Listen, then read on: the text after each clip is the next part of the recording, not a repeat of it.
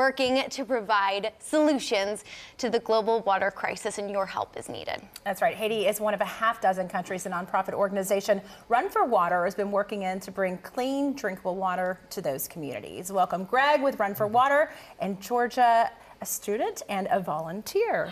Nice to have you guys. Welcome. It's good to be here. Yeah, Greg, let's first talk about Run4Water, because you say this is not your typical nonprofit organization. Yeah. So about 15 years ago, as an educator, I teach science classes, and so just teaching my students about the water crisis in the world, and some of my students wanting to do more in that area. So we started the nonprofit Run4Water to raise awareness and to provide solutions about the water crisis all over our globe. My gosh. And there are so many different elements to this organization, including 84 days educating the world on period poverty. Please explain more about what 84 days does. Well, 84 days is really about empowering girls and women like all over the world. And our main ministry is providing reusable hygiene products to girls in underdeveloped countries.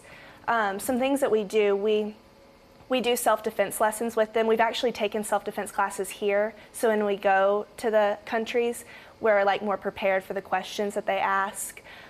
We have classes to teach them about their self-worth and their dignity and their identity and who they are, and that's a big part of what we do. Yeah. Amazing. I know you have to be proud, Greg, because I think your daughter founded that, right? Yeah, it started around 2015. I was on my very first trip to Africa, and I'm looking at it from the perspective of what are their water needs, and the burden of collecting water in Uganda and Tanzania generally falls on young teenage girls. And my daughter started talking to those girls and found out that a significant need they had was they didn't have proper feminine hygiene products so they could go to school. I feel like when you look at these big issues globally, you wonder, can I really make a difference? What is your biggest need? How can people help? Can we make a difference together? Yeah, of course. There's so many different opportunities. And one thing, just to add to that, it's not just in other countries. We take a trip to Appalachia once a month. There are families and children in our own state of Tennessee in rural Appalachia that are still drinking from contaminated wells and contaminated creeks. And so it's not just a global problem. We think of it as Africa, or maybe in Haiti, we've been there multiple times, but even our own state, there's still a great need. But yeah, if anyone wants to go to our website, my contact information's there. We take volunteer efforts that want to go work in Appalachia or possibly overseas. And of course, donations are always welcome. Well, I know you've got a big event coming up in Mount Kilimanjaro, and I want to know all about this one because apparently you're dragging my husband along with you. Tell us what you guys are planning to do. Yeah, this is probably our biggest campaign to date. Everyone, Run4Water has no one on the payroll. It's all volunteer efforts, but this is a really large project that we're working with the Park Service and the government of Tanzania, hopefully to do a water project on the side of Mount Kilimanjaro. I've summited the mountain twice, and I was just completely amazed at the athleticism and the work ethic of the porters that are helping all of these individuals summit this mountain. And so I'm hoping to take some elite ultra marathon runners, such as John Harden and some other friends of mine, to climb the mountain with these porters so that we can showcase just this amazing community of porters that are serving the mountain, and then bring awareness to the water needs that are on Mount Kilimanjaro.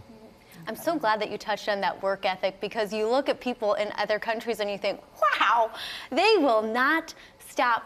Please share some of the stories of the people that you've met on these trips, because I'm sure it's going to be so meaningful when John comes back and shares the stories with you. Sure. We value when people do hard, challenging things. I'm an ultra marathon runner, and we talk about that, and we have social media posts. But there's individuals around our globe that are doing those challenging things. In Nicaragua, where Georgia went, there's men and families that are hand-dug wells 35 feet in the ground, chiseling rock to try to get water for their families. These porters climb Mount Kilimanjaro 4 or 5 times a month. They're summiting this mountain with improper gear.